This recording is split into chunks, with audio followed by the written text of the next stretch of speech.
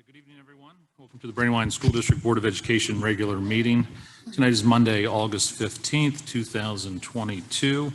We're live in the BHS auditorium with a Zoom broadcast. Ms. Karpinski, may I please have a roll call? Mr. Scrobot. Here. Mr. Heller. Here. Mr. Ackerman. Present. Miss Gordon. Here. Miss Pigeon. Here. Reverend Perry. That's 6 present, 1 absent. Thank you very much. At this time, I would like to ask Mr. Jason Heller to lead us in the Pledge of Allegiance. Do you want to? Oh, I am so sorry, Miss Stock. Yes, I did. Would you like me to repeat that all together, or are we okay with just adding Miss Stock? So yes, we do have 6 present and 1 absent. Thank you, Ms. Stock. Sorry about that. Sorry, Kim. Now I will ask Mr. Heller to lead us in the Pledge of Allegiance.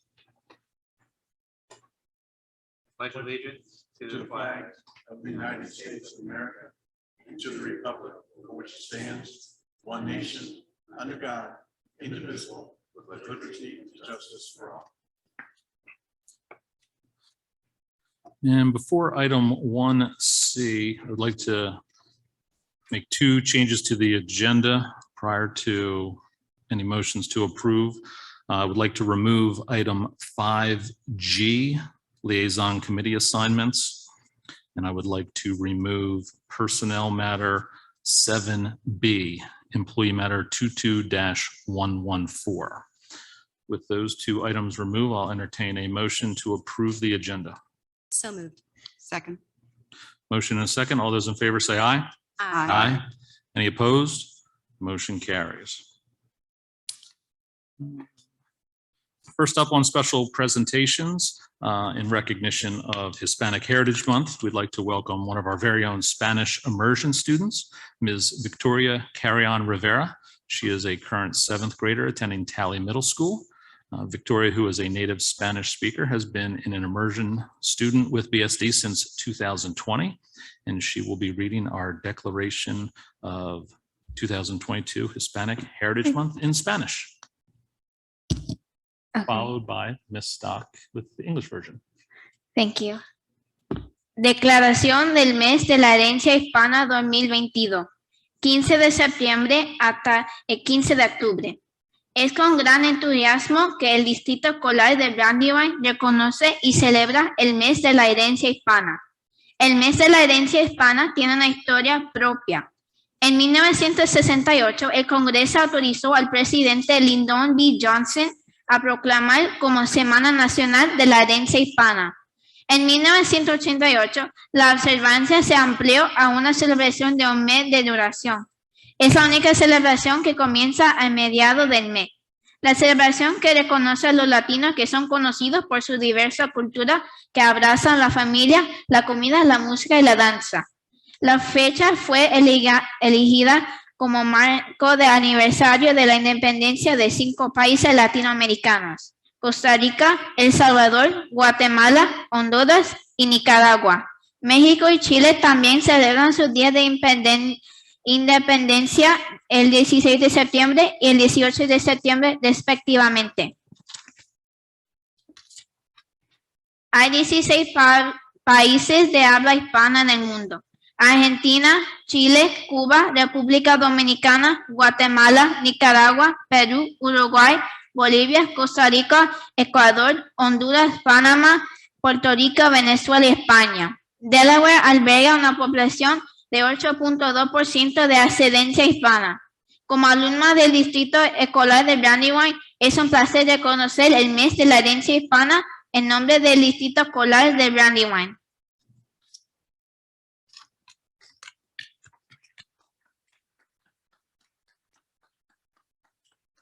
Victoria, thank you very much. Muchas gracias, and thank you for your participation in our immersion program. Ms. Stott? The Brandywine School District Declaration of 2022 Hispanic Heritage Month, September 15th to October 15th. It is with great enthusiasm that the Brandywine School District acknowledges and celebrates Hispanic Heritage Month. Hispanic Heritage Month has a story of its own. In 1968, Congress authorized President Lyndon B. Johnson to proclaim the week of September 15th as National Hispanic Heritage Week. In 1988, the observance was expanded to a month-long celebration. It's the only celebration that starts mid-month. The celebration acknowledges Latinos who are known for their diverse cultures that embrace family, food, music, and dance. The date was chosen as it marked the anniversary of 5 Latin American countries' anniversary of independence: Costa Rica, El Salvador, Guatemala, Honduras, Nicaragua. Mexico and Chile also celebrate their independence days on September 16th and September 18th, respectively. There are 16 Spanish-speaking countries in the world: Argentina, Chile, Cuba, Dominican Republic, Guatemala, Nicaragua, Peru, Uruguay, Bolivia, Costa Rica, Ecuador, Honduras, Panama, Puerto Rico, Venezuela, and Spain. Delaware hosts an 8.2% population of Hispanic descent. As a member of the Brandywine School District Board of Education, it is my pleasure to recognize Hispanic Heritage Month on behalf of the Brandywine School District. Great. Thank you, Ms. Stock. Next up, we have State Proclamation for Dedication and Years of Service. Mr. Clark. As Mr. Clark makes his way to the podium, I just again want to thank our immersion student for coming out tonight. To be in 7th grade and to be that poised in front of an audience and cameras is amazing. And I know you couldn't see it, but I had a clear view of Mr. Lawson's face and Mr. Rivera's face and the smiles, and couldn't be bigger. So you made quite a few people proud tonight. So thank you.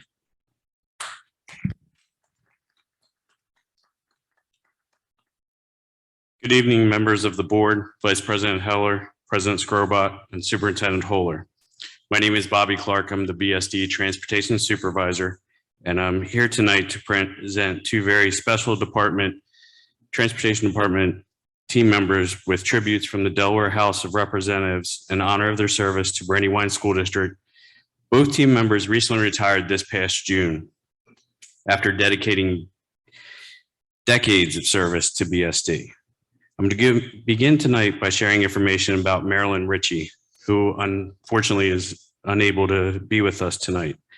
Marilyn first joined BSD in April of 1979 as a school bus driver. She then transitioned into the office and became a dispatcher in 2006. She recently retired in June after 43 years of service. Next, I'm going to recognize Cindy Williams, who is able to be here with us tonight. Cindy, if you could come on down, please.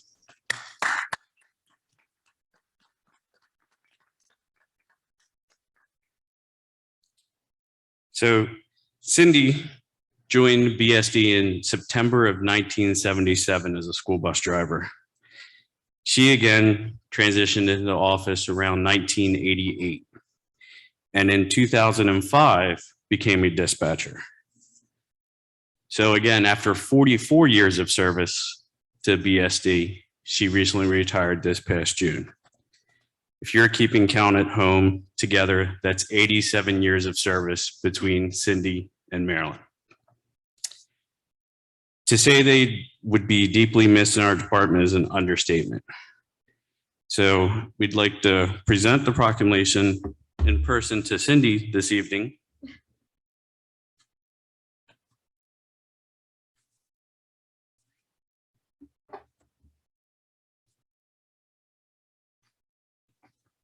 So Cindy, on behalf of BSD and the State of Delaware House of Representatives, we very much appreciate all of the service that you've given to BSD over the years. Thank you. You're very welcome. Great.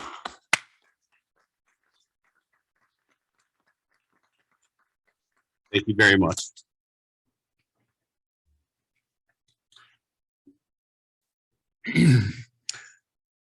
Mr. Scrobot, several years ago, I had the honor of helping to oversee the transportation department.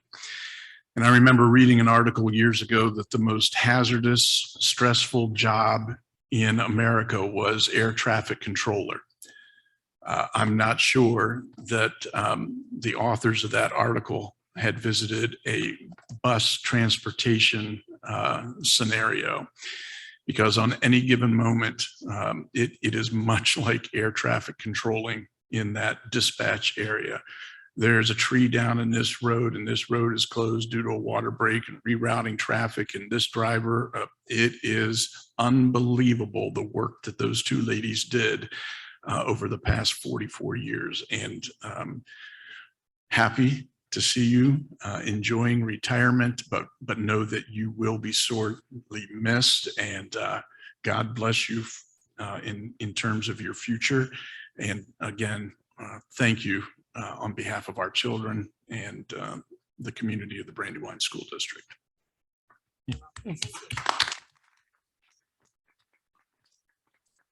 Certainly 40 plus years in any career, let alone with one employer, is impressive.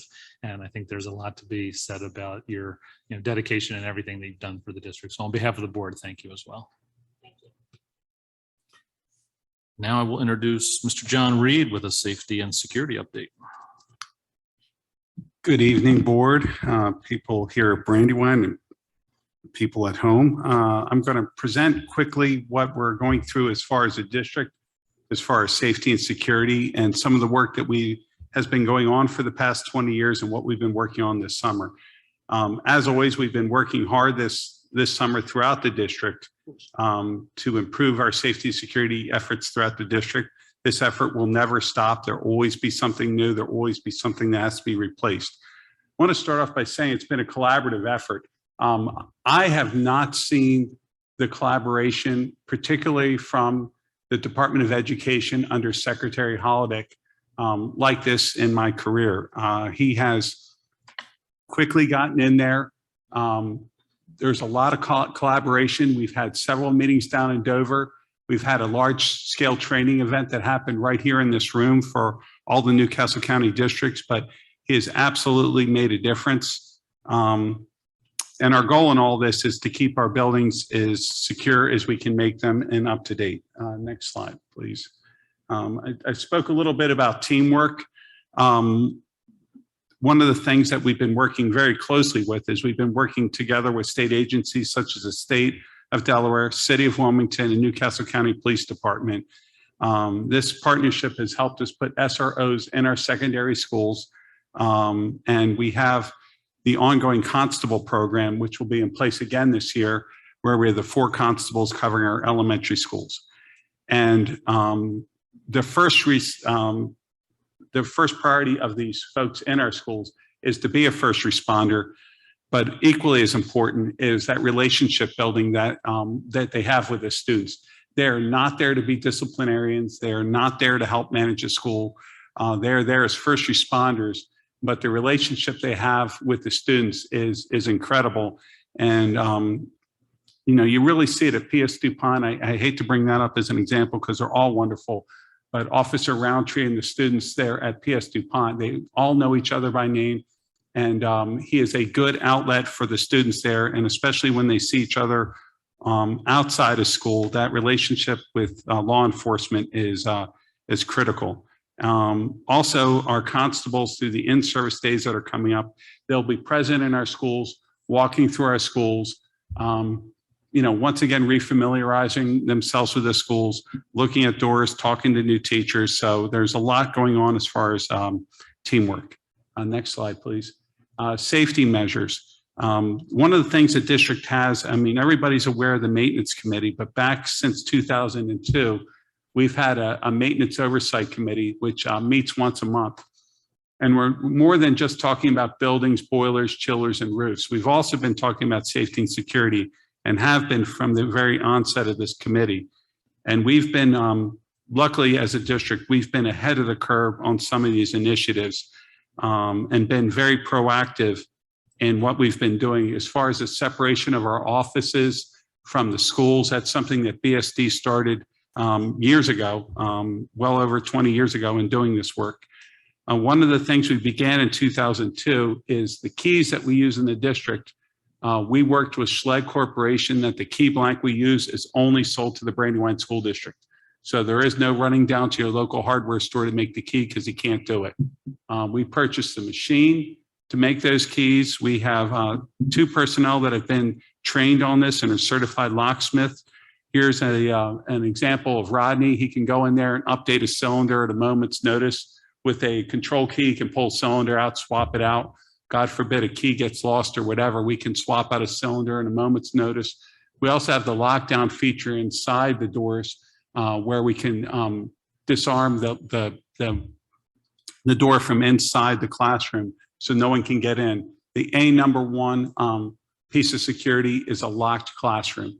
And this is something that we've been ahead of the curve on and making sure that we're up to speed on all this. Next slide, please.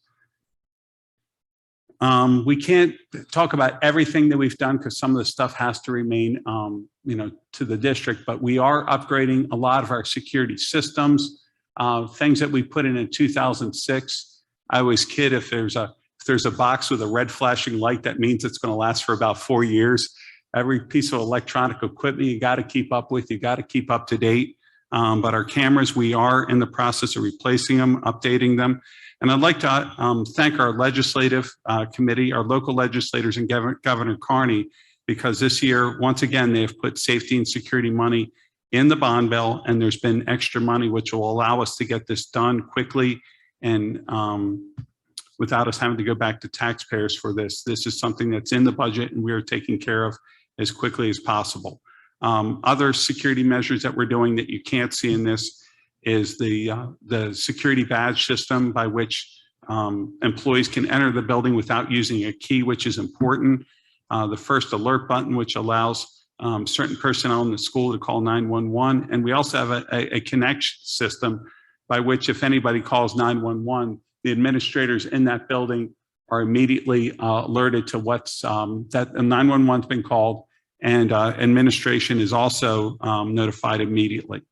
But there are many other safety and security measures that we're going on, keeping up with fire alarm panels, the systems by which we arm the alarms in the evening. The number of systems we have are too numerous to go through in this evening, but it is something that we are constantly keeping up with. Next slide, please. Continuous training. Brandywine High School is used as a backdrop for our county-wide training, where all the districts and charter schools attended a training here at Brandywine High School for 2 full days. This training is also occurring downstate. Delaware is the first state in the nation to get all of its schools trained in it. This is where the districts and emergency personnel are using the same language, the same methods of communication, and preparing for anything that may come up. And the other thing is that the district's ESSER funds that we received, the COVID funding, are absolutely being invested in training and safety and security measures throughout the district to also help us keep up with this. And another thing about the ESSER money is it's also being invested, less than 10% of the money is going towards HVAC upgrades.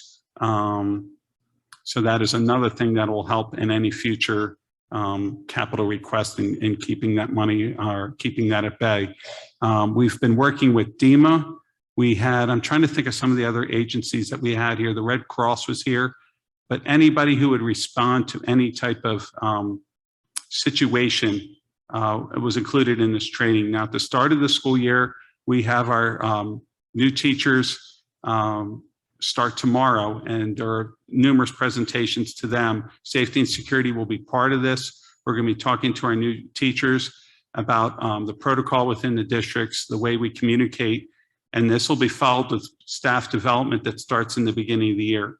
And then the training isn't just for our staff, it is also for students, where we practice lockdown drills. State requires it twice a year. We perform that 3 times a year. Fire drills are conducted monthly, even during the summer when students aren't here. But professional development, safety and security will continue through the year, but we are going to make sure that it's hit in the beginning of the year here. Next slide, please. And then we just talk about the impact of maintenance. The funds that we receive are limited. Thank goodness we have a very strong maintenance department and in-house good maintenance staff that keep up with our buildings, which allows us to invest our money in some of these new measures. And when we talk about safety and security of our buildings, it's also having the students feel comfortable within the schools. I think the Brandywine School District buildings are buildings where a student would feel comfortable and would want to attend. And that's something we're going to continue to work on. Times change. What's needed in these schools change. How cafeterias are set up. But this is something that the district keeps up with. And thanks to the maintenance committee, this is something we discuss on a monthly basis and keeping up with our buildings. Are there any questions? No questions, but I think you're very unique in your field, that it's not just brick and mortar. I've always appreciated my time on the maintenance committee. I've appreciated your focus on design, form, and function as it relates to the student experience and putting students first in your role. So I appreciate that. As you move to safety security, I also thank you for keeping students and our building staff, in the forefront as you approach these issues. Thank you. Thank you. And back to form and function, you mentioned, when we designed Claymont, I remember meeting with the principal and her just saying, it'd be really nice to stand in the center of the school and be able to see all 4 hallways, see every point where my students enter. When we renovated Claymont, we moved the hallways. So now you can stand in the center of Claymont and you can see everywhere kids are coming in. So safety and security is embedded in everything that we do. No, I think that's evident in these slides. We appreciate it. Mr. Scrobot, if I could just make a few comments. One, again, reiterating how appreciative we are of our state legislators and Governor Carney for including additional safety and security monies in this year's budget. In an effort to be as fiscally responsible as possible, I also need to give my compliments to our technology team, namely Andrew Shore, who worked with a third party to write a COPS grant, KOPPS, which is a federal grant for safety and security funding. So every bit of funding that we can go after, we have done so, again, in good faith to improve the safety and security of our buildings. I also want to reiterate too how appreciative the district is of the Delaware State Police and the Wilmington Police Departments for their responsiveness. Cyber threats are a new part of what we face in this day and age. And at 11 o'clock at night, looking at Mr. Rivera again, we've actually gone to children's homes, met Delaware State Police, had conversations with parents and students, and to have that kind of responsiveness is nothing less than amazing.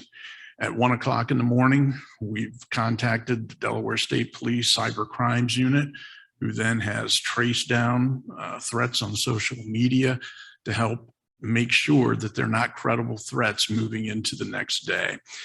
And to have that type of behind the scenes support from our law enforcement agencies, it wasn't that way 15 years ago, but it is unbelievable now. And they don't often get the credit they deserve. So please know that behind the scenes, WPD and Delaware State Police are doing amazing work on behalf of our schools, our students, and our staff. Thank you, Mr. Reed. And Victoria, I know it's summertime. If you wanted to exit, you're certainly welcome to, but if you want to stay, that's fine. We understand either way. Just wanted to give you that opportunity. Thank you again for coming. And with that, I'll lead into Superintendent Holler with the district news and updates and superintendent's report.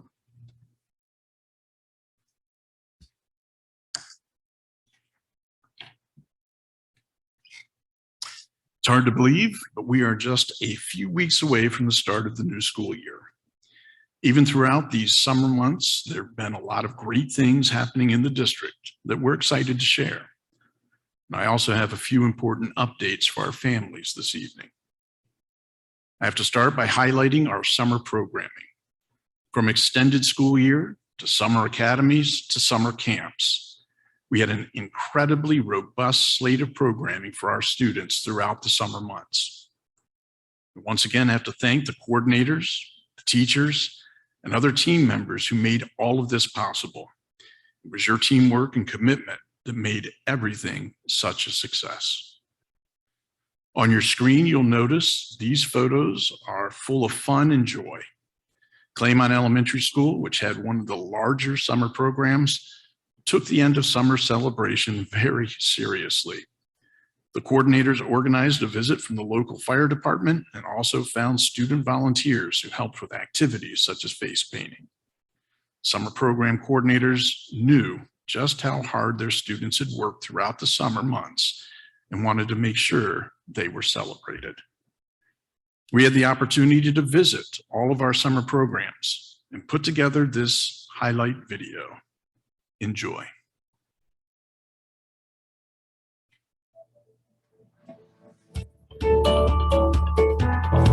Design and build a shock absorbing system that will protect 2 astronauts represented by large marshmallows when they try to land. Oh! Someone stole my cookie. I need to know who. Oh, what?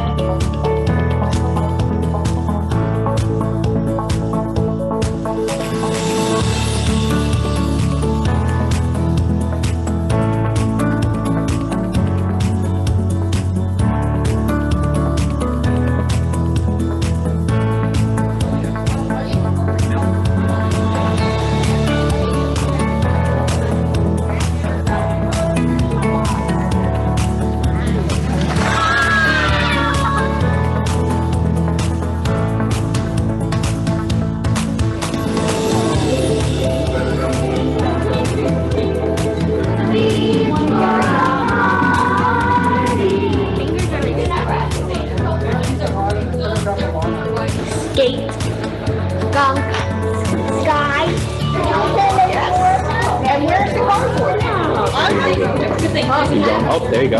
Just to create like a nice seal. Does that make sense? Yeah.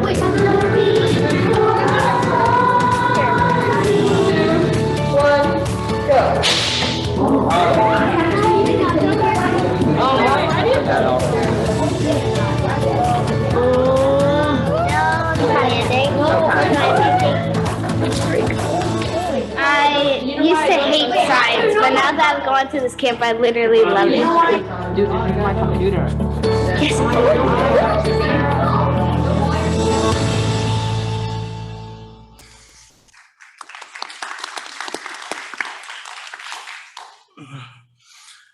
One of our summer programs even had an extra special visitor. I want to thank Governor John Carney for visiting Harlan Elementary to see their summer school program in action. Governor Carney was able to tour almost all of the classrooms to interact with the students and teachers. At the end of the visit, he said it was the perfect combination of learning and laughter among the students. Again, I know it's hard to believe, but we're just 2 weeks away from the start of the next school year. Our elementary schools want to make sure that our students and their families have an opportunity to take a peek at their school building and classrooms before the start of the next school year. If you go to our district website calendar or to your individual school's website calendar, you'll find more information about each Take a Peek event. Most of these open building events take place on either August 24th or August 25th. So they're happening soon. These events are a great opportunity to make sure your student feels comfortable in their school building. If you have any questions, please reach out to your school for more information. We also want to share an opportunity to meet your bus driver as well. On August 24th, our school bus drivers will be doing a trial run of their bus routes. This means families are more than welcome to practice heading to their bus stop and can certainly say hello to their driver when they stop. The drivers will be doing both the morning and afternoon runs, so you can meet the driver at either time. Families will be receiving their bus assignments in the mail very soon. They are set to be mailed in just a few days. If you don't receive this information before August 24th, you can contact our transportation office to receive your information. And of course, I'd be remiss not to remind all students of our families with incoming kindergarten or preschool students that registration is still ongoing. This year, we still have spots remaining in many of our preschool programs, including ECAP, which is housed at P.S. DuPont Middle School and our preschool classroom at Harlan Elementary. For our incoming kindergarten students, don't forget that some of our schools offer the Spanish immersion program, which is an amazing option. All of the information for registration is on our website.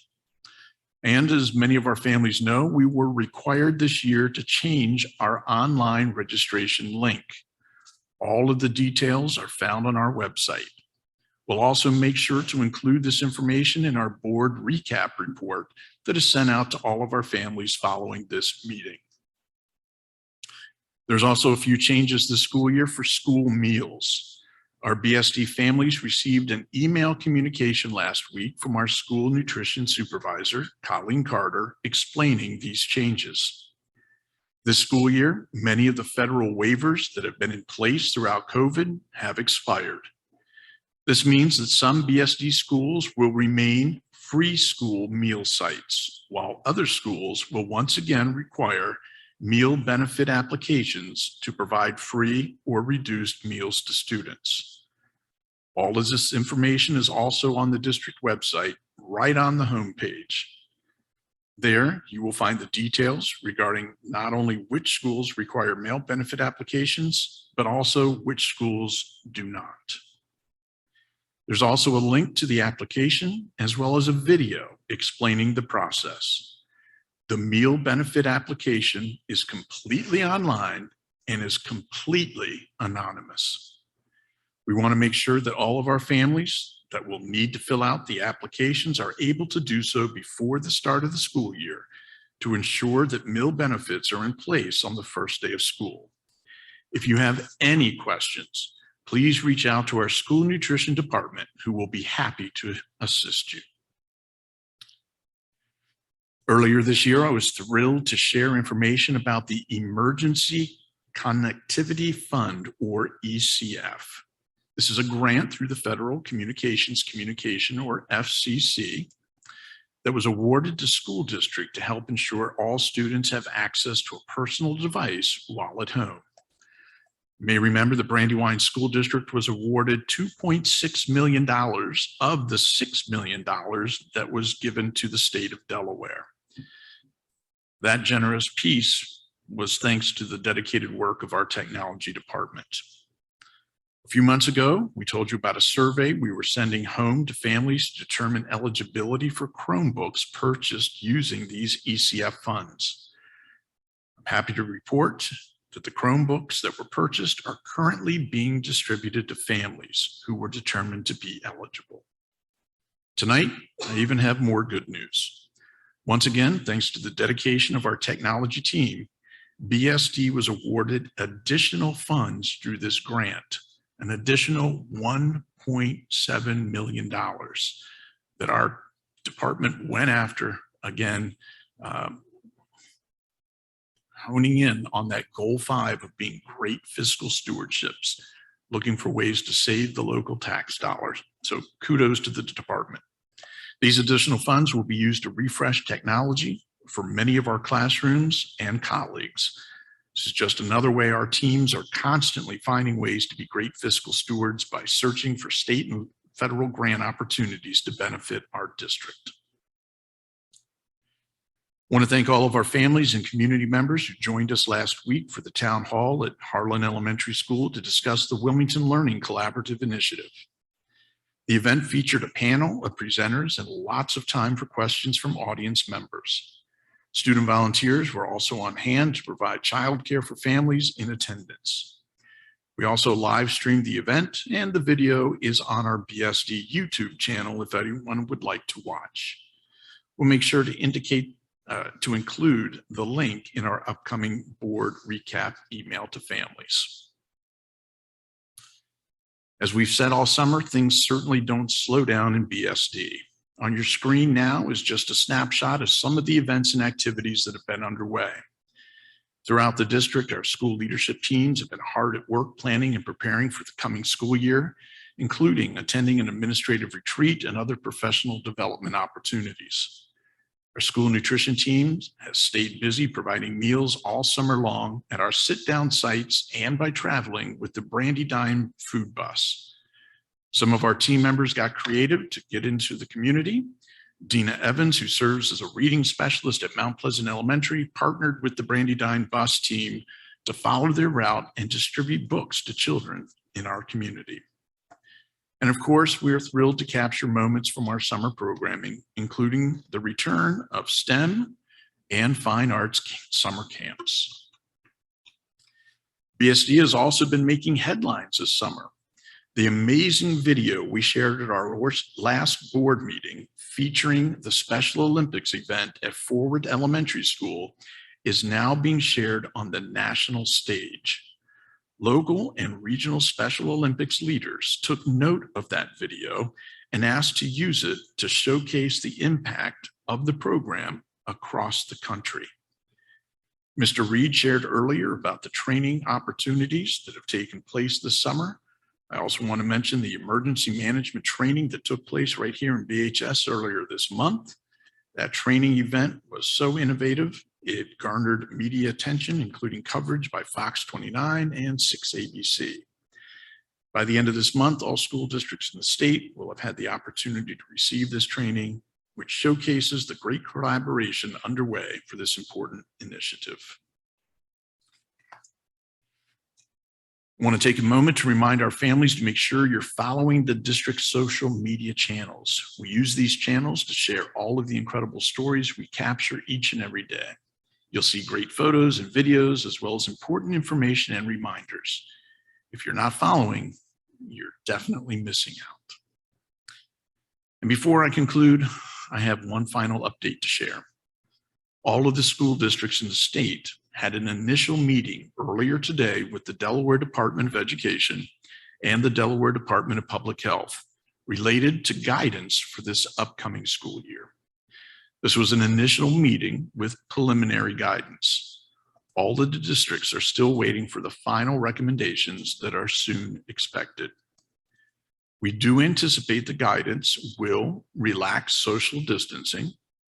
Masks will continue to be optional, but they will remain a good preventative measure. Masks will be required for those who test positive when they return to school. Once the final document is released, we'll make sure to update our website to reflect any changes for the upcoming school year. With that, Mr. President, members of the board, I conclude this presentation with my usual closing remark. It's easy to see why we are proud to be BSD. Thank you, Mr. Holler. Any comments or questions from the board? Nope. That will lead us into public comment section. We ask that our speakers and audience members, as always, be courteous and respectful to each other. This is your time to be heard regarding topics related to the BSD. Each speaker will have 2 minutes. Your time will start once you start speaking. And we have no Zoom commenters tonight.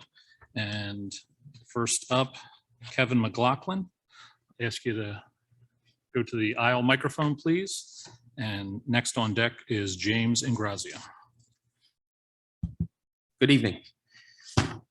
Hoping to see some more parents here tonight, but I guess that's okay. Hopefully they're on Zoom. It was a very positive meeting, so I don't want to be a Debbie Downer. It was a lot of positive types from retirees and some good stuff for safety and everything. My first comment is just on curriculum. I have a middle school student, and just with COVID, I think it's been very slow to get back to the standard I thought we had in the beginning.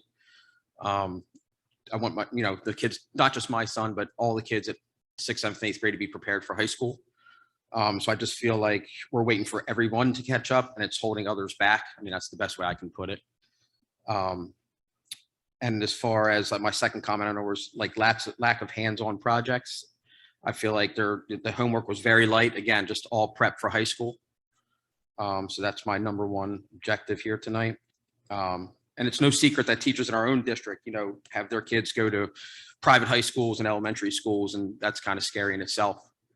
I just want Brandywine School District to be back on top of all districts like it once was. And that's about it. So just curriculum and homework and getting kids prepared for 9th, 10th, 11th, 12th grade. So that's all I got.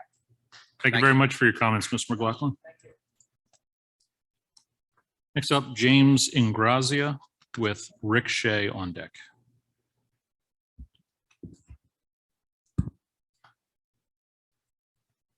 How you guys doing this evening? So, last month when I stood up here, I spoke of books that I feel are essential to elementary school learning that should be in all the libraries. Books that build character and confidence, books that teach the greatness this nation has to offer instead of singularly focusing on the horrors we have overcome. Books that teach economics, liberty, and freedom, honor, and integrity. These book choices show diversity, teach history, tell great stories of heroism, and teach our children morals and values. My father and I, we have purchased some of those books to give to you tonight for your review, and I believe you guys will be quite pleased. And I have them right here. My daughter so elegantly wrapped them up with pipe cleaners. So if I may. You just leave them on one of the chairs there. We'll get to it. Give them to Lisa. Okay, thank you.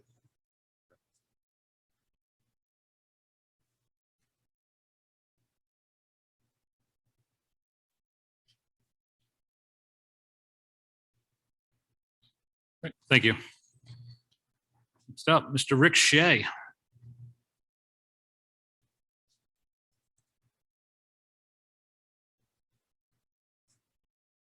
After 26 and a half years, most of that right here in this building, I retired last month, I guess it was officially. It's been a great run for me, and I just want to thank, I know a lot of people here in this room, and the outpouring of responses from a lot of people in our community and our school have been fantastic.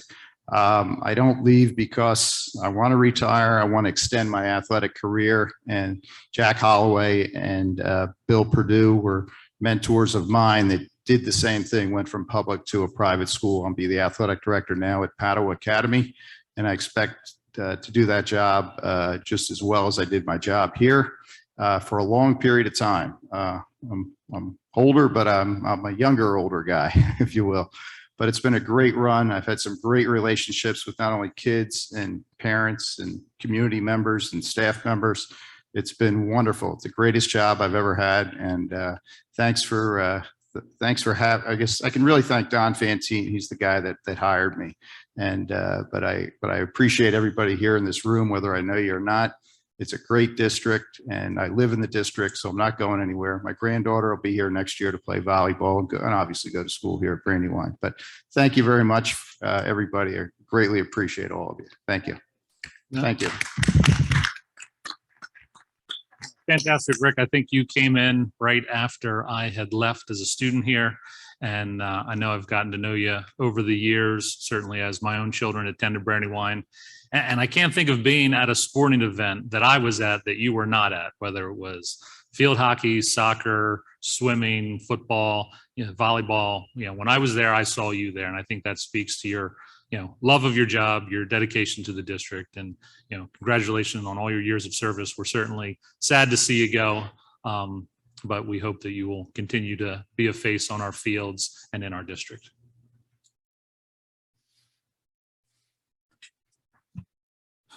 Next up, board business, board member liaison reports and other updates.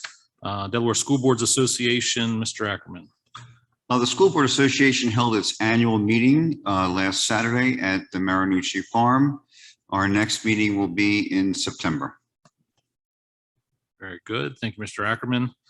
District Finance Committee met this past Wednesday, August 10th. We were led by Ms. Thomas, who will share with us shortly monthly financial report. And we had our first new member who we approved at the last meeting was in attendance.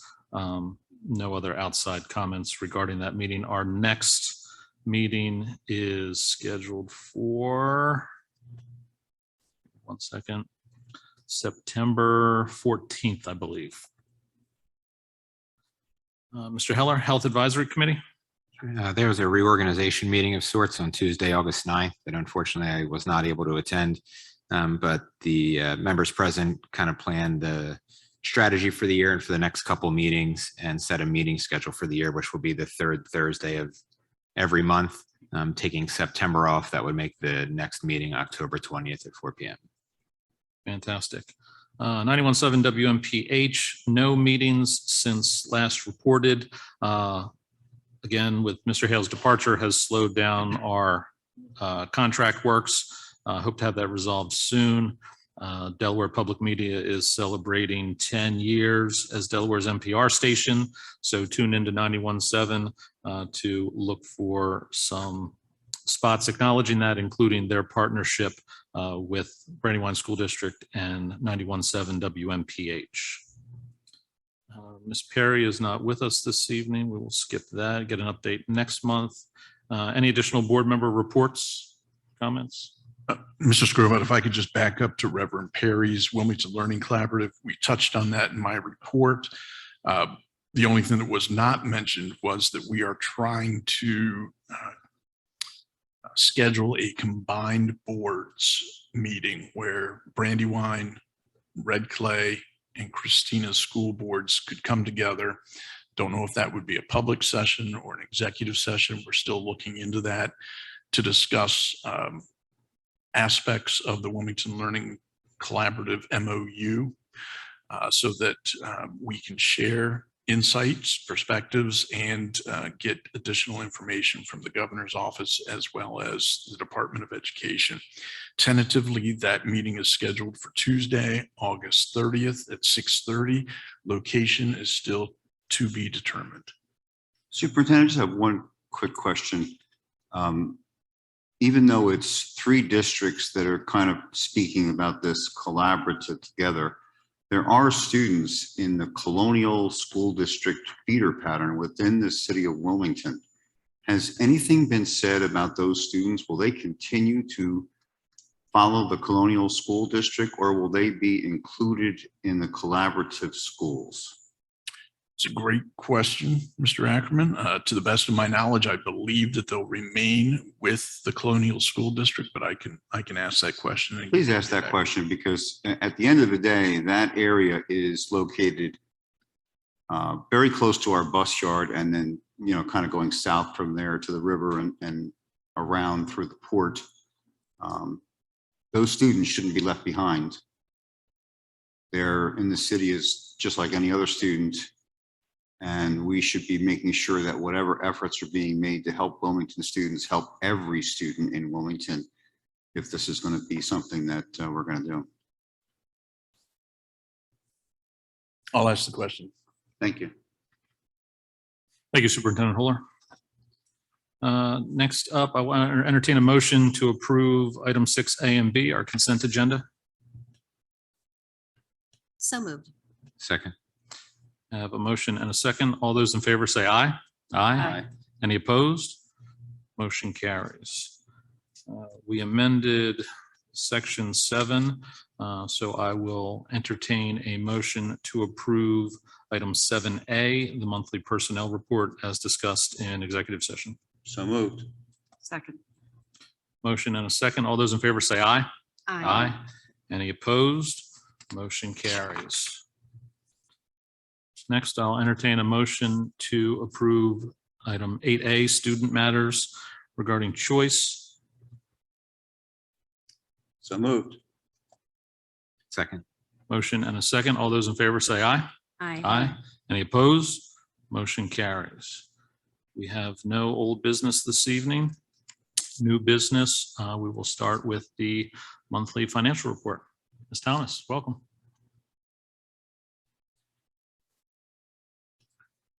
So, Mr. Scrovat, as Ms. Thomas comes to the podium, I have to extend my appreciation and thanks for the efforts that she has given in the absence of Dr. Hale as CFO, as we continue to look for someone to fill that position.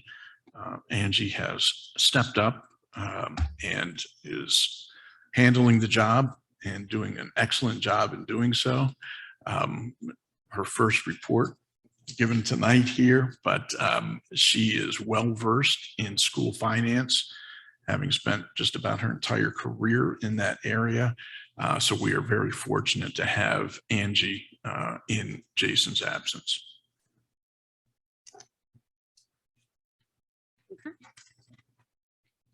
I'll get right started. The first up is the revenue. We've received a majority of our formula salary state funds. About 75% of them. We'll see the bulk of our local revenue in October after the tax bills are paid. Moving on down to federal. We haven't received any of our federal grants. We're still working to get them in. We should see them in September, early October. On to the expenditure report. There we go. Not a whole lot of activity going on in the month of July.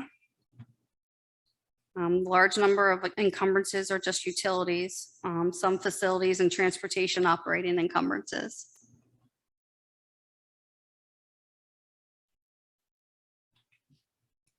We had 3 pays in July out of the 27 for the fiscal year so far. No federal encumbrances yet since we don't have all the funds. We'll do some recoding once we have the federal funds in.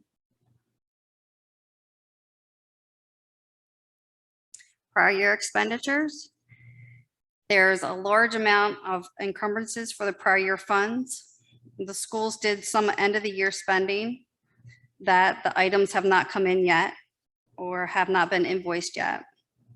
There are also some supply chain issues. You will start to see these encumbrances to expenditures late August, early September, depending on when the products are received. ESSER 2, ESSER 3, we've spent probably a total of 58% of our total ESSER 2 and ESSER 3. We use the majority of the funds on a combination of salaries, summer learning loss programs, facility supplies, technology, safety, and security. We are looking into ways to communicate the use of the ESSER funds with the community. We are still going through purchases and doing recodes. There will be some changes to the report in the next coming months. Onto the cash flow analysis. We ended the year with 10.8, which means we started the year with 10.8. The ESSER funds had a large impact on being able to start the year with 10.8. We will have 27 pays this year with 3 months of having 3 pays. Our projected carry forward balance for June 30th, 2023 will be 9.3 million. Remember, we need about 8.8 million to get us through October, which is when we'll start to see our local revenue. And the cash flow, to sum it up, we ended with 10.8 fiscal year 22, which is our fiscal 23 startup amount, which we anticipate to have a carry forward balance of 9.3 million to start fiscal year 2024.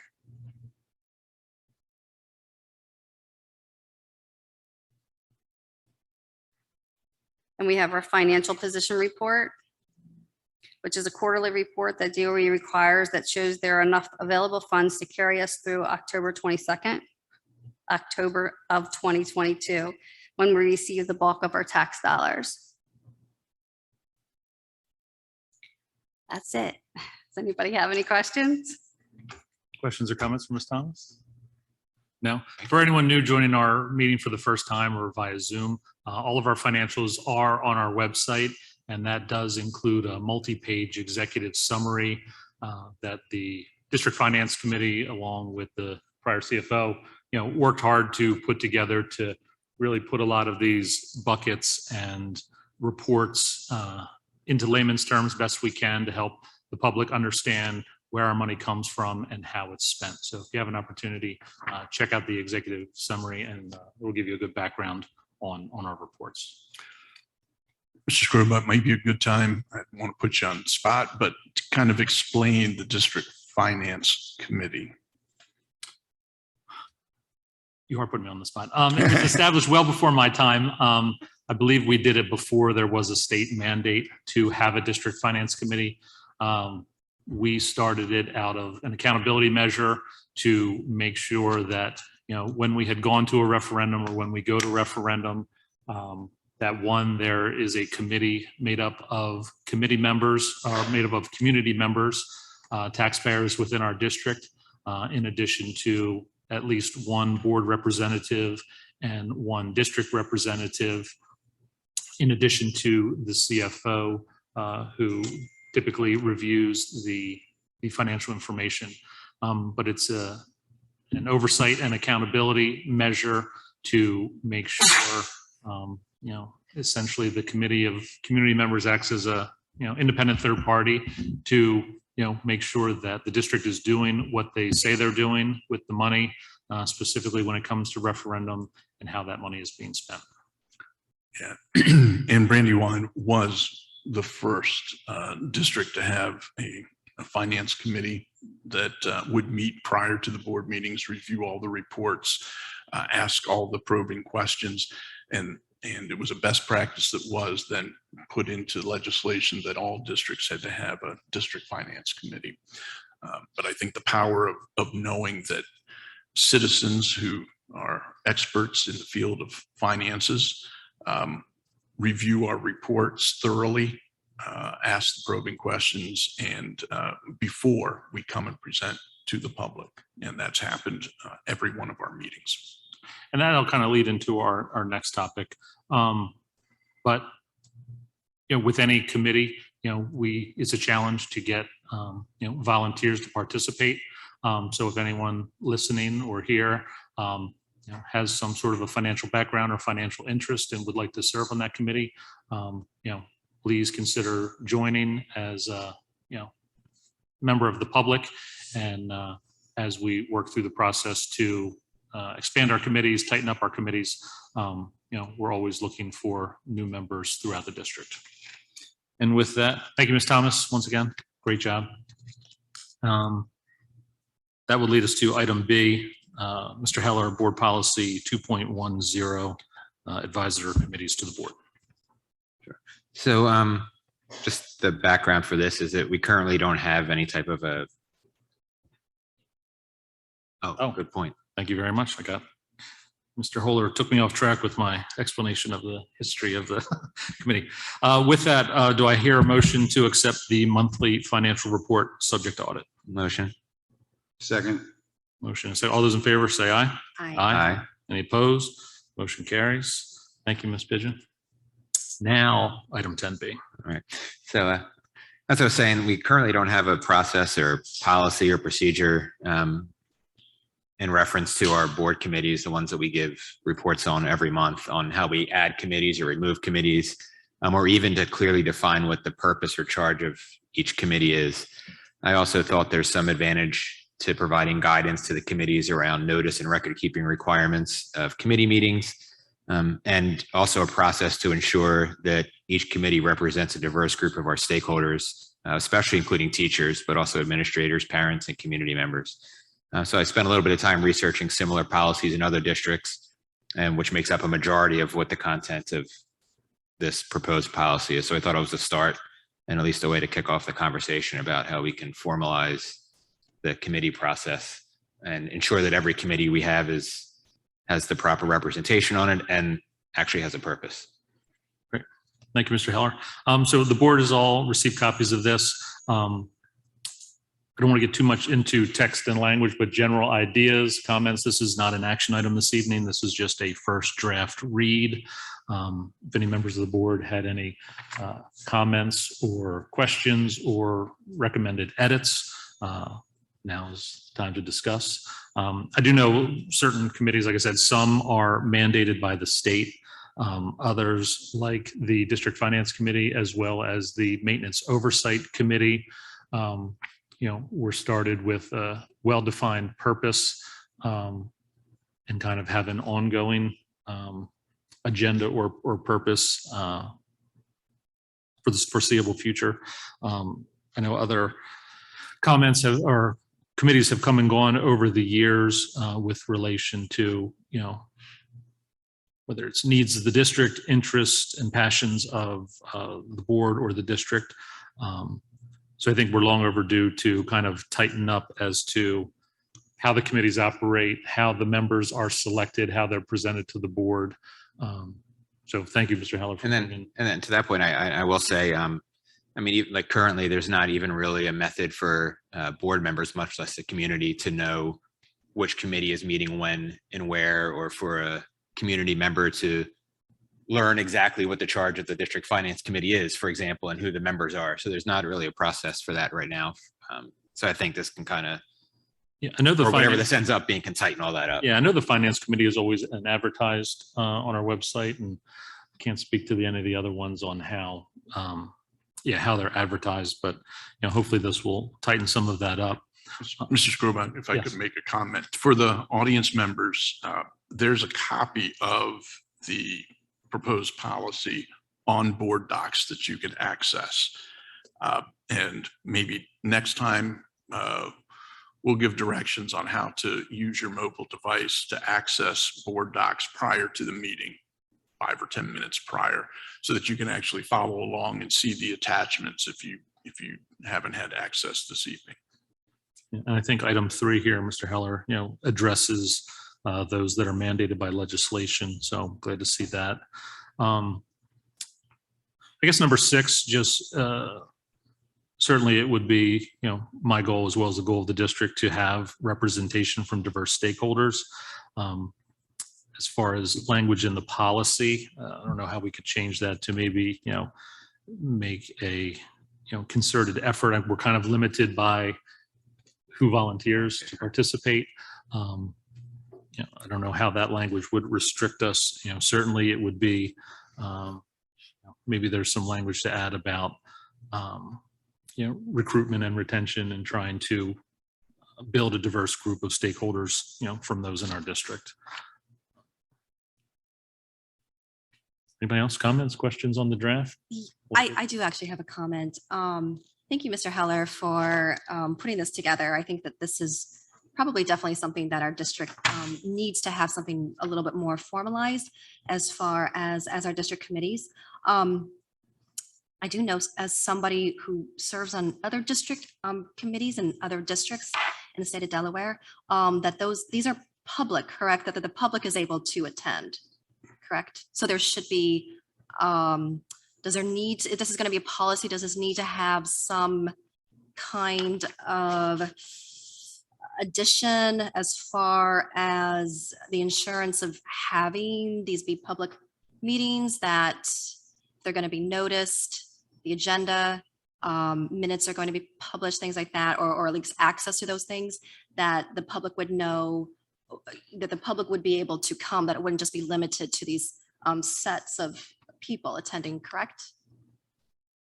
That's a good question.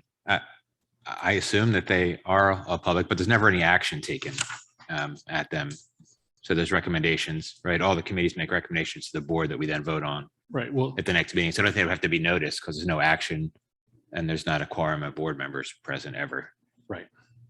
But I can't think of one that wouldn't be open to the public. Which part of this is that I think there should be a calendar of them that's available to folks who might be interested in attending. Right. I just know that there's usually always a moment where if there's public comment, that would be a time where when the public is, if they are in attendance, and as you stated, Mr. Scrobot, sometimes the problem isn't necessarily that we have so many people who want to serve that we don't know what to do with them. It's often that we don't have as many people to serve. So, but there would be, I just want to make sure that if this is the direction that we are going for the district, that we would have something for the public. So that might need to be added. And then the only, and I will certainly look at this a little bit more carefully, of course, before we would put this to a vote. But with number, I guess it's B8. So B8. So in theory, I don't have a problem with all the appointments by the recommendation of any superintendent that we might have. I'm wondering though, if we want to ensure that we have a more diverse, we're hearing from the public. I'm trying to understand how that might be different than just a normal district committee that might be made up of recommendations of the superintendent. I'm wondering if that might be. I'm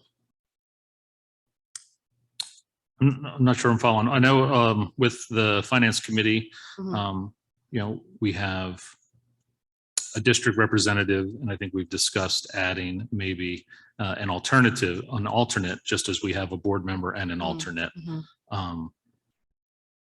Maybe we add something regarding kind of the makeup of the board, the numbers of. Yeah, I think one of the points. Number of seats. So 1A talks about that makeup and each committee would specify what the makeup and selection of the members are. And what was the concern? Yeah, the concern. Well, I think the concern is that if the people who are on the committee are going to be from the recommendation of from the superintendent, then how is that different than any other kind of employee committee that might already exist? Okay. So my thought more with this was that there has to be some way to, if our goal is to have specifically teachers, which was my goal on the committees, that there would have to be some way for those folks to express an interest in that to get to us. And my thought with the conduit would just be through the superintendent. So if there's a teacher interested on serving on the maintenance advisory committee, somehow that information would get to the superintendent and he would bring it to us and say, hey, here's the teacher that is interested in serving on that committee. Do you feel like if the board were to, and of course, when we talk about policy, this is not necessarily just our board, but a future board, the future of this district, do you not feel that a future board could not advertise the need for certain representatives directly? And I guess as a public committee, anyone can attend the meeting. It's just a distinction of whether they are the designated district employee representative on the board, which at some point they would have to express some interest or be selected by the superintendent as, I guess there's kind of a default where for the finance committee, the CFO is the designated. Could the recommendation, and I do understand what you're saying, but could the recommendation come from somebody who works for the superintendent? Again, I'm also thinking about other district committees that I serve on for other districts. And I know that I was not appointed by the superintendent specifically. I was appointed by someone who works for someone that the superintendent supervises. I think they can designate it to anybody they'd like. Yes. Right. But my thought was, then? so my thought initially with this was that I know we have committees now that don't have specifically a teacher representative. And I think there should be an opportunity to have that if there's a teacher that's so inclined. I think the committee should have that representation. And then that led to other things. I think there's committees that might not have a parent representative. And I think there should be if we have the opportunity to. So that was kind of my idea behind that. And then I thought there has to be some way for that to get from whoever that individual is to be in front of us to approve. And I thought the superintendent was the conduit that made the most sense to get in front of us. So, Mr. Heller, there are provisions in the collective bargaining agreement with BEA that stipulate, membership on certain committees. So we would adhere to that, where we would look to the bargaining unit to identify individuals that they've chosen to be on those committees. I don't know if that helps clarify. Is that in general for committees? So we'll talk about the maintenance advisory committee specifically, because I'm familiar with that one. Typically it is, if we form a committee, whether it's a board related committee or not, that has been the case in the past where we have allowed BEA to identify an individual or individuals to serve on that committee. So would you recommend we change that language to recommendation of BEA?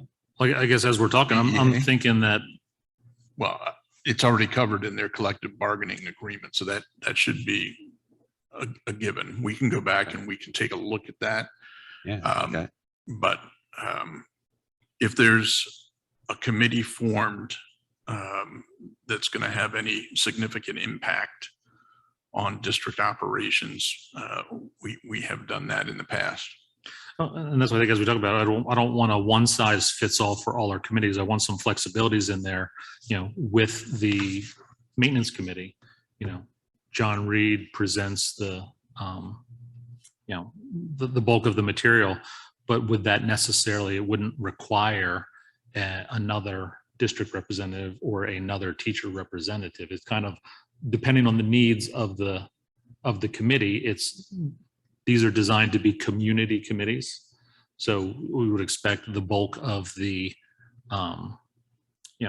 members would be members of the community, with the caveat that, certainly one board member and an alternate. And then I guess depending on the nature of the committee, you would like to have a district representative beyond whoever is the, focal point, CFO, facilities director. And those are the two that I'm most familiar with. I don't know the right way to say it, but I feel like for the maintenance advisory committee specifically, I feel like a frontline employee, like a teacher perspective, would actually might be very different than Mr. Reed's perspective. So I think that would be really valuable. Actually, so that's kind of my thought is, and maybe it's not always teacher, but a frontline employee, I think would have a very valuable perspective on almost anything we discuss.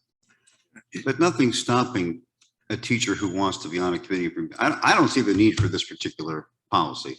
I think it's very prescriptive and quite unnecessary. This district has managed to survive for over 40 years without a policy on advisory committees. I don't see the need for it. Can I jump in? Sure. So I just want to say that I feel like if you kind of put in titles and roles and then they have to come back to the board for their approval process, I think that adds, for me, just too many layers of approval for a committee that is volunteer. If the committee itself wants to establish its own procedures and to how they appoint committee members, then maybe that could be the recommendation. I also think that many of our committees are established based on current need. So for example, the previous referendum committee that turned into the public relations committee that has now been put on hold, that committee, I mean, it's a short period of time, and I understand you establishing the parameters around that, but I would hate to see a committee not able to be working because they needed to come to the board first and put in place all of these other scripted procedures before. Maybe there's just some recommendations that can, instead of a policy, maybe recommendations on how the committees can operate or should operate. Because I think that's the difference. I mean, certain committees, and I keep going back to the finance committee because it's very structured. There is a chair, there's an agenda, it follows Robert's Rules of Order. Maybe that's not a fit for all the other committees. So I appreciate your point, Ms. Pigeon. But I think from, having just gone through the finance committee last month, adding a new member, I think the idea here is to be open with our community, and maybe it's a part of, advertising better, trying to, market and get some additional participation, but also being transparent as to who's getting on these committees. And I think the idea of bringing it before the board to join a committee opens up that transparency. It's not just, hand selecting people and then people saying, well, I didn't know, I'd like to be a part. So maybe we do need to, work on an alternate draft that addresses some of those points to, one, maintain some kind of structure around our committees, or really find out what committees don't need structure and could be more loose. But I think as far as, having members come on or come off, we need some sort of tool to formalize that. Mr. Scroba, I think traditionally for board committees, the ones that we see listed on the agenda, there's always been the assignment of a member of the executive team from district office on those committees. So I would just ask that that be taken into consideration. Yeah, no, and I think that makes sense because I think everything that, we do is, these committees are a bridge between the community and the district.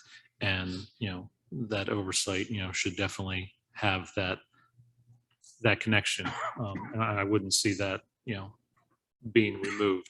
It's just a matter of, I think more from my perspective, even just the community members that get added to, is there a process? How are they selected? And, can we put some structure around it? So I think too, there's a difference between the committees that the district is kind of arranging for, a discussion around curriculum or calendar, or there's lots of other committees that are happening within the district that don't have board member representation.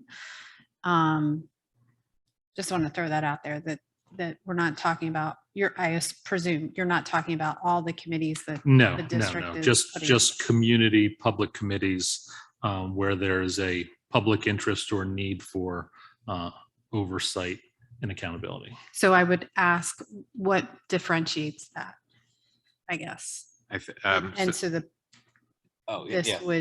This would define that. So my vision for this policy was that these committees, like maintenance advisory, the staff retention, like these are committees that are essentially consulting or providing feedback or recommendations on a subset of the board's responsibility. Not so much the district operations type of a committee that's under the executive team. So these are more committees that report to the board and not the superintendent, I guess, was my differentiation. Yeah, I think Board Member Pigeon makes a good point in that some of the way this is kind of phrased, it's very prescriptive, and I think there should be more. It should be more recommended versus prescriptive if we're going to have a policy that talks about this.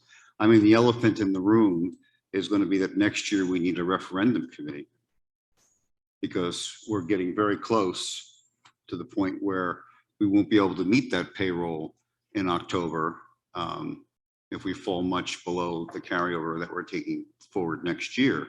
So that's going to be the big one. And I certainly don't want to, hold people up to wait for us to approve this and do all that. I mean, I'd much prefer to have guidelines versus these prescriptive sort of appointments and this and that. I mean, my goodness, it's hard enough to get people to come out to things. I mean, you look at the town hall at Harlan, I watched it on YouTube, and if there were 20 people in the audience, that was a lot. I mean, we have a 10,000 student school district, and look at the auditorium here. I mean, it's not like it's overflowing with people at the moment. There you go. I think, putting some of these requirements in, committees must publish an agenda in advance and provide meeting minutes and how about they should, or we recommend that they do, or something a little more amenable to volunteers, because again, that's what we're looking for is volunteers. And I sure don't want to stop people from getting on the referendum committee when the time comes, because we need to sell that referendum to the community because we're going to need the money at some point here. I'm not sure when reassessment is going to occur and if we can stave off a year that way, but that is the elephant in the room that's coming at us pretty quickly here in the Brandywine School District. Yeah, it's a fair point. And also, just in the spirit of discussion, I do think just looking at our district website under school board and board policies, we don't actually have like a little bullet point that says what are our committees, and then so there's no, I don't see anything for what our committees are, and then certainly not anything about when they meet or how you would be able to serve or how you would go about that process of being able to serve on that if you are interested at all. So, I mean, certainly in the interest of our community, of the community that we represent, I think that that's probably something that should be at least easy to find. Sure. And that's kind of what prompted this, I think, is that if folks don't know when and where and what's being discussed, how can they participate? Okay, so the rest of the board, maybe send Mr. Heller any comments or suggested edits as discussed this evening, and maybe work those edits in, redraft, whether next month we come back with another discussion, or if we can have something ready for an action, but possibly just another draft review. Sure, thank you. Any final comments on 10B? All right, hearing none, I'll move on to Dr. Warner. Item 10C, comm therapy. Good evening, President Scrobot, Vice President Heller, Superintendent Holler, and members of the board. I am here tonight seeking your approval of a multi-vendor award to 13 agencies in response to our request for proposal of a combined therapy services. This recommendation is being made to ensure we can solicit and hire the following contracted positions as needed to meet the needs of students with disabilities: speech language pathologists, occupational therapists, physical therapists, board certified behavior analysts, registered behavior technicians, music therapists, art therapists, and building support personnel. And we would like to award all 13 listed agencies. We have worked with the majority of these agencies in the past with success. And as you know, part of the RFP process, the board is required to approve the list of eligible vendors for any forthcoming contracts. And I'm happy to entertain any questions. Dr. Warner, is there something for us to be able to view? I'm just not locating it. Am I not seeing it? On the agenda was the list of vendors. Maybe I need to refresh or something. That's under 10C. Yeah, I had to, maybe I just had to refresh, but all I have is. No PDF. It's no attachment. It's just embedded in the. It's So here right. all I have is a join the meeting and then print the agenda. So I was working off the print the agenda, but there isn't anything attached for me there. If you click join the meeting, then click on 10C. It'll be in there. Okay. All right, let me see here. Sorry. Oh, right there. Okay. Okay, sorry. I could also read them all out to you, but there are 13. Move to accept the superintendent's recommendation. Have a motion. Do I have a second?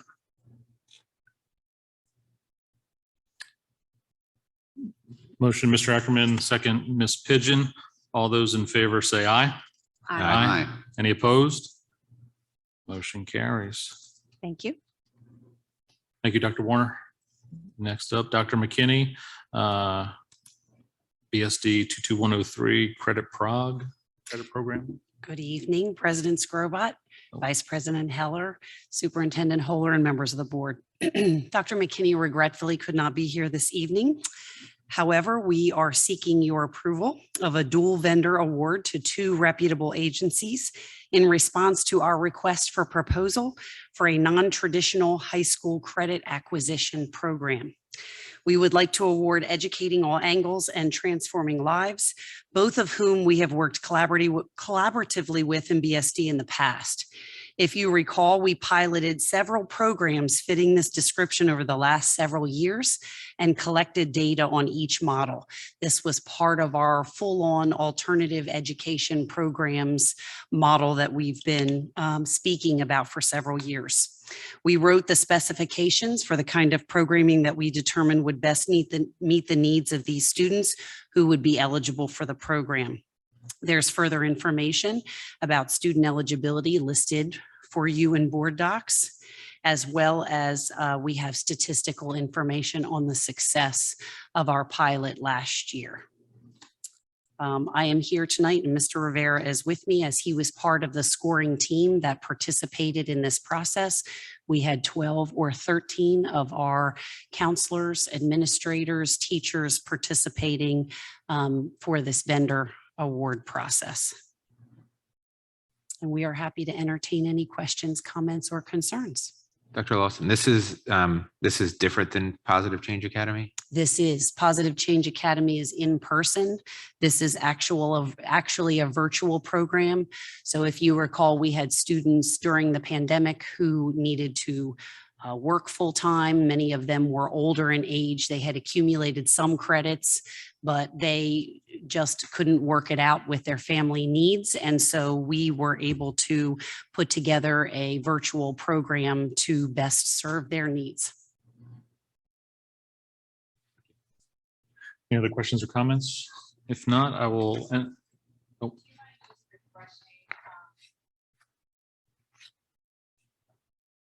Refreshing where the PDF of this was attached. It was probably part of the Friday packet. I don't believe it is a PDF. If you would like information on the scoring process and the actual scores, we can provide that to you, but that's not something that we typically attach. That's okay. I don't recall. I just don't recall receiving any information about this. It is laid out in the public content section of board docs in terms of the eligibility for students. That's what I was referring to. I apologize. Okay, thank you. So do we have a motion to Sorry, follow-up question to Ms. Is there a dollar amount tied to this proposal? Yes, we do not anticipate it will exceed $550,000. And we're looking to serve about 60 students.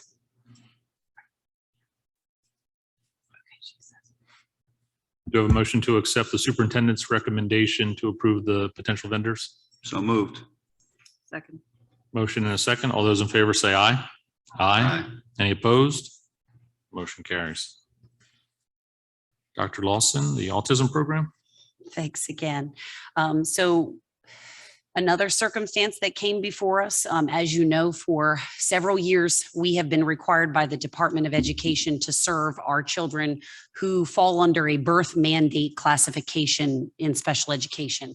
The 4 birth mandate classifications are autism, deaf blind, deaf and hard of hearing, and visually impaired.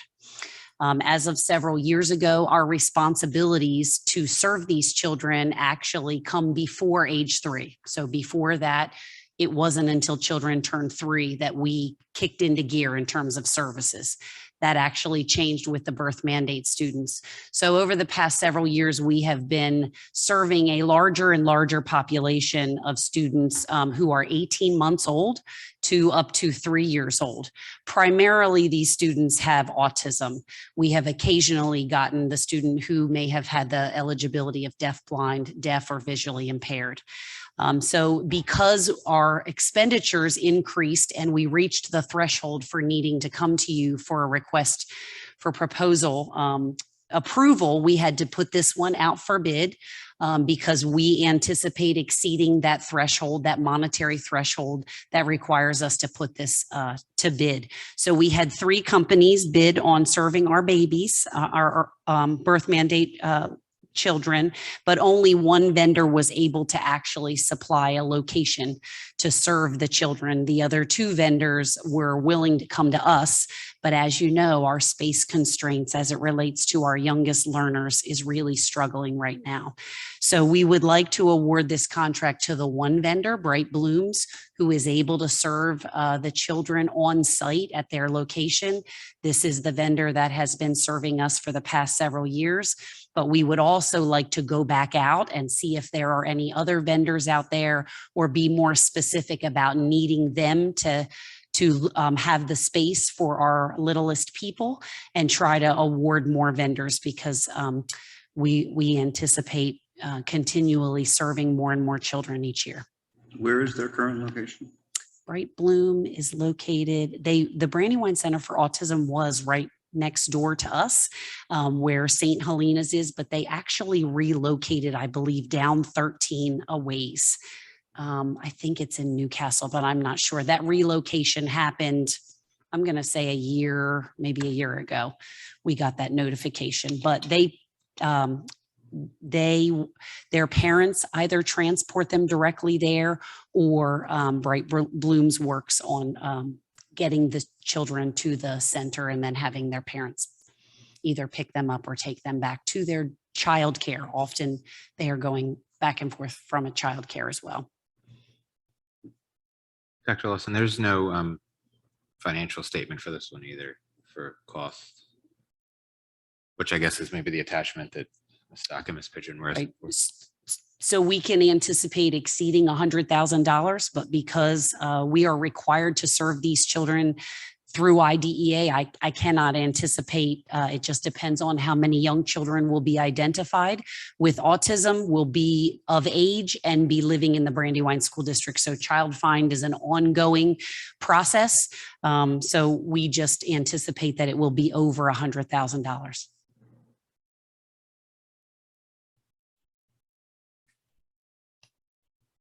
Do I have a motion to accept the recommendation of the superintendent to approve the potential vendor? Make a motion. Do I have a second? Second. Motion and a second. All those in favor say aye. Aye. Aye. Any opposed? Motion carries. Thank you so much. Thank you, Dr. Lawson. I just make this microphone and I are not getting along tonight. Dr. Lawson, can I just make a comment? You don't have to go back up there, but this program would be a program if the school district were to build a new facility for our students, the new Bush School, these students would be there and we wouldn't be sending them to a third-party vendor, correct? And I think that new school cannot get here soon enough. Correct.